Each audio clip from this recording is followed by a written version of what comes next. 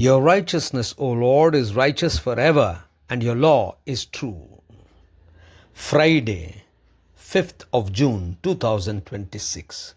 For a meditation this morning, I have chosen from the Gospel according to St. Luke, chapter 1, verse 50.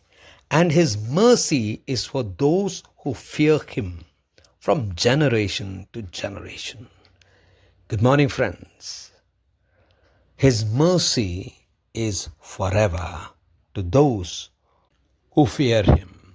Let us meditate upon this verse. The theme for this morning's meditation is His mercy for those who fear.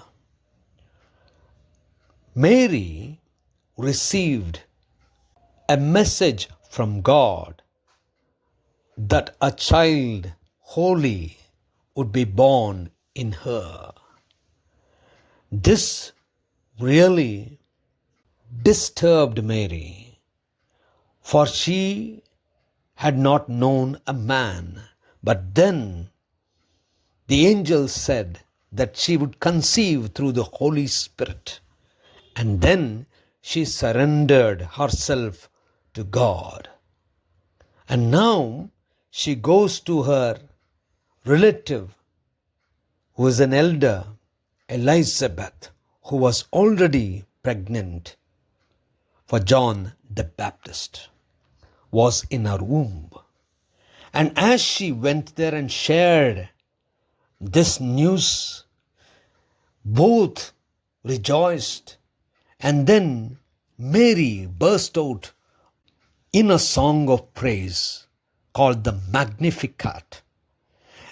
In this, she talks about how God looks at those who are vulnerable and weak and the least, and how God honors the humble and meek.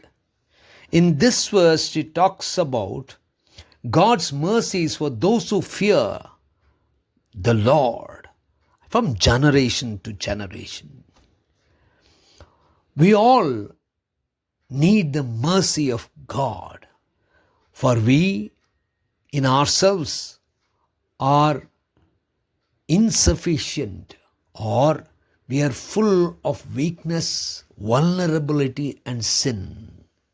And we need God's mercy for us to receive salvation.